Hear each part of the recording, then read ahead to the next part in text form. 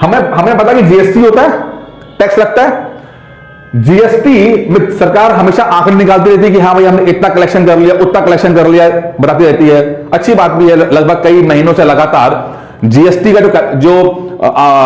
जो कलेक्शन हो रहा है वो 1 लाख करोड़ से ज्यादा हो रहा है। हर महीने का 1-1.25 लाख से करोड़ से ज्यादा हो रहा है। बहुत अच्छी बात है, पेपरों में छपता भी है, हम ताली बजा लेते हैं। लेकिन अगर थोड़ा सा नीचे आए इस रिपोर्ट के हिसाब से, वो क्या बोलता है कि जितना भी तुमने जीएसटी में कलेक्शन किया है उसका 64% जो कलेक्शन हो रहा है, मतलब जितना भी जीएसटी में आया उसका 64% जो है वो जो बॉटम 50% वाले लोग हैं वो लोग भर रहे हैं।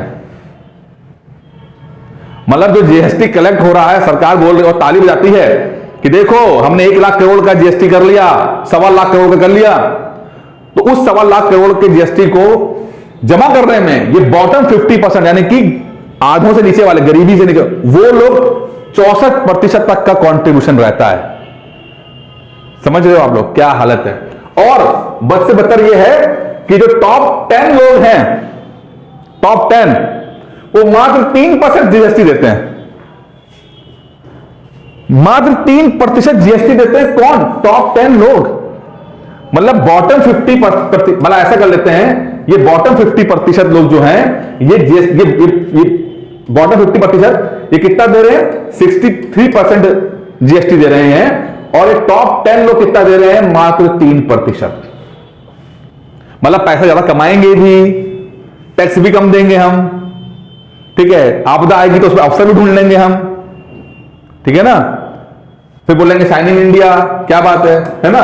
तो आप ये देखो, डेटा है ये ऑक्सफैम इंटरनेशनल का। मैं नहीं कहता कि ये सच है, सरकार कभी नहीं मानेगी इसको।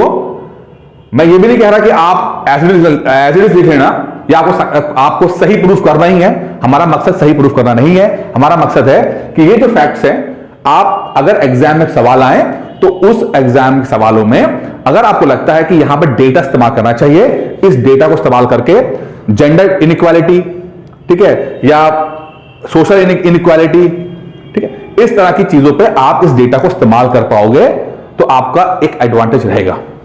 चलिए अब बात करते हैं, और बात कर लेते हैं। कुछ और बातें बोली उन्होंने क्या बोला कि भाई जो ना ये मार्जिनलाइज होते हैं लोग, कौन लोग? दलित, आदिवासी, मुसलमान, औरतें या इनफॉर्मल सेक्टर के लोग। दलित, आदिवासी, मुसलमान, वुमेन और इनफॉर्मल सेक्टर के जो वर्कर हैं, यानी इनफॉर्मल, देखिए 2 सेक्टर होते हैं, formal sector, informal sector.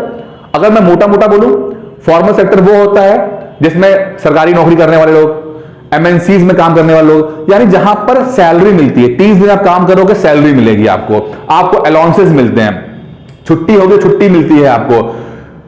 Informal क्या होते हैं? छोटे छोटे, आप बनने की दुकान में काम करते हो, ठीक है, कहीं फैक्ट्री में मजदूर लगे हुए हो, तो वहां वेजेस मिलते हैं, वहां सैलरी मिलती है, वेजेस मिलते हैं, तो जहां मिलेगी इनफॉर्मल। और हमारे देश में लगभग 90% लोग जो हैं वो इनफॉर्मल सेक्टर में काम करते हैं। हमारे देश में अभी छोटी कंपनियां हैं, आप काम कर रहे हो, एक दिन आए सेठ जी लगा, काम नहीं मिला, जाओ घर से, कल से घर से निकल, मतलब कल से मत आना, घर जाओ।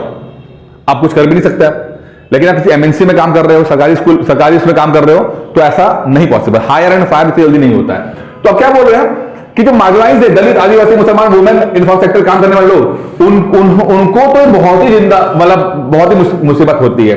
Continue survive in a system which ensure the survival of richest, यानी कि ऐसे सिस्टम में जो गरीब है, जो पिछड़ा है, जो पीछे है, वो और पीछे रह पा रहा है, उसको दिक्कतें ज्यादा हो रही हैं।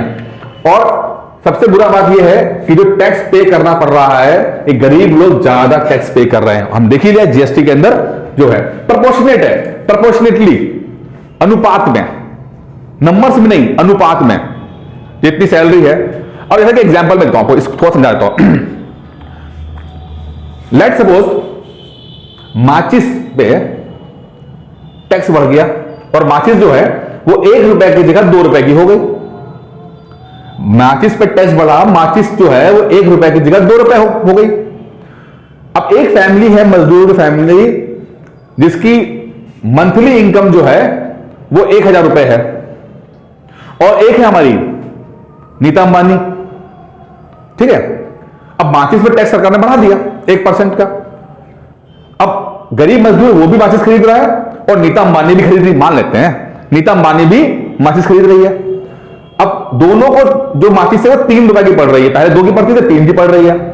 तो अब ये बताइए इस पैसे के बढ़ जाने से, 1 रुपए के बढ़ जाने से किस पे ज्यादा प्रभाव पड़ेगा, मजदूर पे कि नीता अंबानी पे? मजदूर पे। सैलरी कम है, डिसप्रपोर्शनेट है, उसकी सैलरी के हिसाब से 1 रुपया भी बहुत बड़ा है, नीता अंबानी को फर्क नहीं पड़ेगा, इतना पैसा ऑलरेडी है। तो टैक्सेस, अब सरकार तो बोलेगी कि ना ना मैं तो बहुत ईमानदार हूं, टैक्सेस बराबर से होने चाहिए, टैक्स कोई अमीर गरीब नहीं, टैक्स बराबर लगाएंगे हम। अरे बराबर लगा दिया आपने, लेकिन किसको कैसा महसूस हो रहा है ये तो देखो।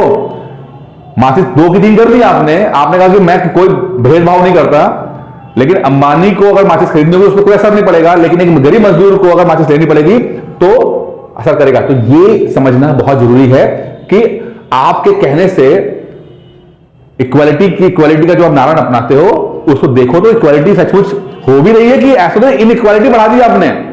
छोटी समस्या सॉल्व करने के चक्कर में बड़ी समस्या आप ले आए।